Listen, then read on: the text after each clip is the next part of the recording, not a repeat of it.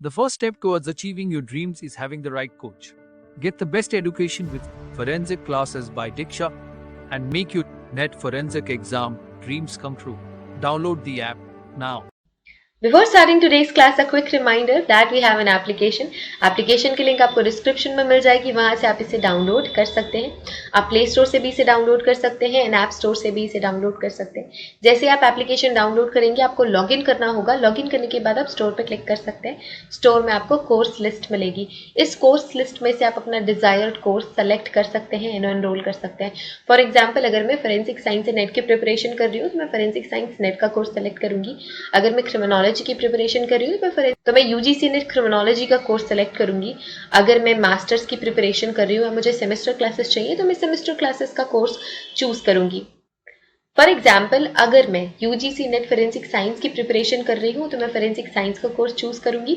अगर मैं क्रिमिनोलॉजी की प्रिपरेशन कर रही हूँ तो मैं क्रिमिनोलॉजी का कोर्स चूज करूंगी.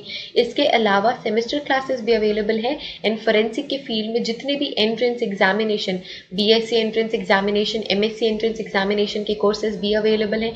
इसके अलावा साइंटिफिक ऑफिसर, साइंटिफिक असिस्टेंट के कोर्सेज भी अवेलेबल हैं. तो आप अगर किसी भी एंट्रेंस एग्जामिनेशन, किसी भी कॉम्पिटिटिव एग्जामिनेशन की प्रिपरेशन कर रहे हैं फोरेंसिक साइंस या क्रिमिनोलॉजी के फील्ड से, तो वो सारी की सारी क्लासेस आपको सिर्फ और सिर्फ मिलेंगी हमारे एप्लीकेशन पे. तो हमारा एप्लीकेशन डाउनलोड आप कर सकते हैं. Forget to download our application and start your preparation with us.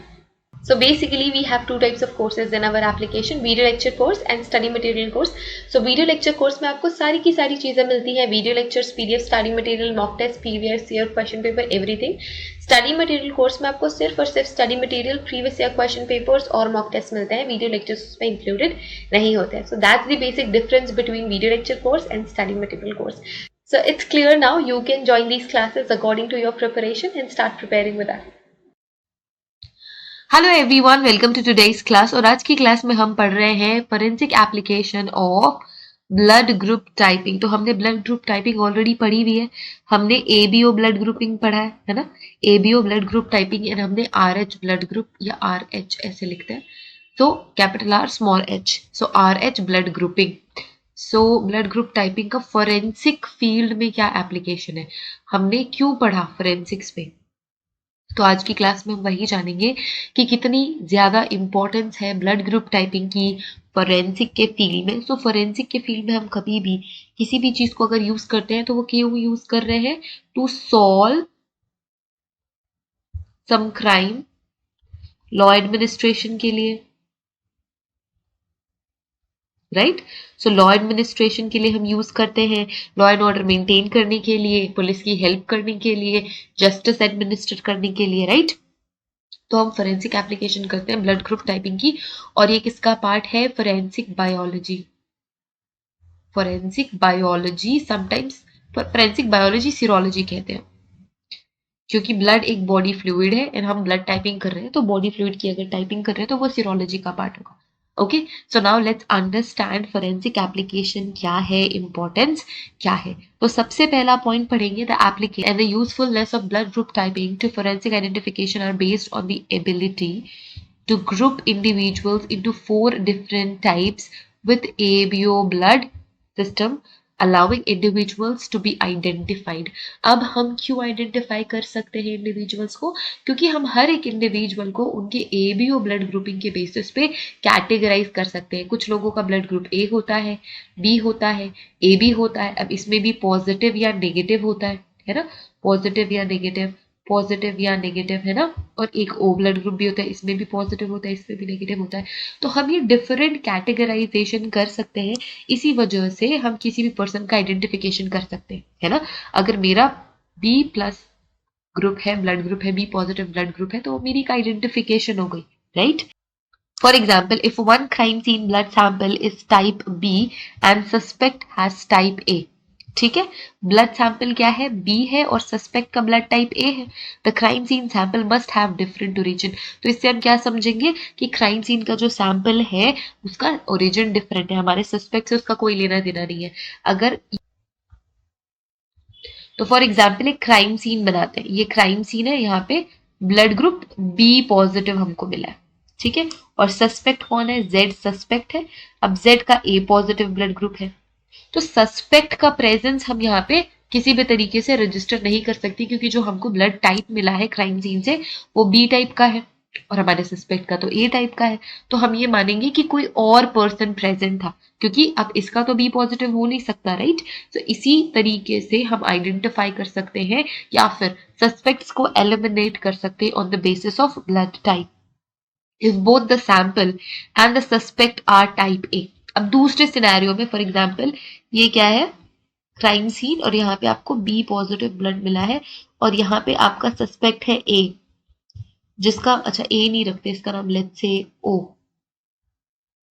भी नहीं रखना चाहिए क्योंकि वो ब्लड ग्रुप है ना, तो ऐसा कुछ लेटर इसका नाम रखते हैं जो कि ना हो, लेट्स से एक्स, इसका नाम एक्स है और इसका भी बी पॉजिटिव ब्लड ग्रुप है। तो ये एक तरीके का क्या हो गया, मैच हो गया, या फिर ए होगा तो ए के साथ मैच हो जाएगा, ठीक है। यहाँ पे तो इस पर्सन का नाम ए है, राइट, बट ए भी ब्लड ग्रुप होता है करके मैंने नहीं लिखा। सो अगर ये मैच हो जाता है ब्लड ग्रुप, क्राइम सीन का और सस्पेक्ट का ब्लड टाइप मैच हो जाता है, ब्लड ग्रुप मैच हो जाता है, तो एक पॉसिबल कनेक्शन हम बना सकते हैं। ओके, सो हम ये मान सकते हैं कि उस क्राइम सीन पे प्रेजेंट था सस्पेक्ट और उसका कोई ना कोई लेना देना है। Unfortunately, the probability that any two randomly chosen individuals have an identical blood type is really very high। हाँ, एक यहाँ पे ड्रॉबैक है कि जो पॉसिबिलिटी है ब्लड ग्रुपिंग की वो बहुत ज़्यादा हाई होती है। मतलब अगर मेरा बी पॉजिटिव है तो अगर मेरे 10 फ्रेंड है तो उसमें से 6 बंदों का बी पॉजिटिव है। तो बस यही दिक्कत हो जाती है कि अप्रोक्सीमेटली 42% जो कॉकेशियंस हैं they have type A blood group, ठीक है। तो हम रेशियल जब क्लासिफिकेशन करते हैं तो हम कॉकेशियन कहते हैं और मोंगोलॉइड कहते हैं, नीग्रोइड कहते हैं। तो जो कॉकेशियंस होते हैं उनका 42% जो लोग होते हैं उनका ब्लड टाइप ए होता है और फ्रीक्वेंसी बहुत ज़्यादा है। तो बस एक ही यहाँ पे अनफॉर्चुनेट चीज़ इंक्लूड होती है ब्लड टाइपिंग में। तो पर अगर ब्लड मिल गया है, ब्लड टाइपिंग अगर हम कर रहे हैं तो डीएनए टाइपिंग भी कर सकते हैं।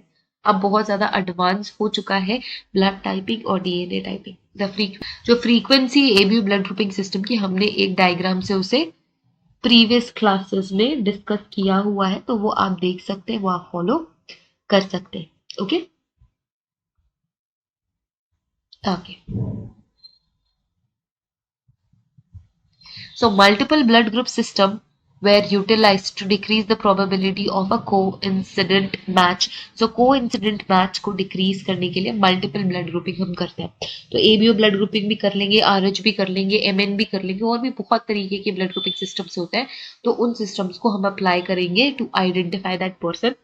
A and B antigens are very stable। क्या होते हैं, ये बहुत ज़्यादा stable होते हैं and can be identified in dried blood group, in dried blood even after many years। they can also be found in semen and other biological fluid of secretors। so secretors अगर कोई है तो उनके other body fluid में भी antigens मिलते हैं और हम बहुत ही ज़्यादा old blood से भी एंटीजेंस को आइडेंटिफाई कर सकते हैं। अप्रोक्सीमेटली 80% ऑफ कॉकेशियंस आर सीक्रीटर्स, ये आपको समझना है। 80% सीक्रीटर्स होते हैं, ठीक है। 80% हम सारे के सारे लोग सीक्रीटर्स होते हैं, मतलब अदर बॉडी फ्लूइड में भी हम एंटीजन सीक्रीट करते हैं। तो इसी वजह से in sexual assault cases, for example ABO typing of a semen sample can be examined to identify the perpetrator. तो किसी भी तरीके के सेक्सुअल असॉल्ट के केस में हम अदर बॉडी फ्लूइड से भी एबीओ ब्लड ग्रुपिंग टाइपिंग या ब्लड ग्रुपिंग या टाइपिंग करते हैं, सो दैट हम किसी भी परपेट्रेटर को प्रॉपरली आइडेंटिफाई कर सके या फिर अदर जो सस्पेक्ट्स हैं उनको हम एलिमिनेट कर सके।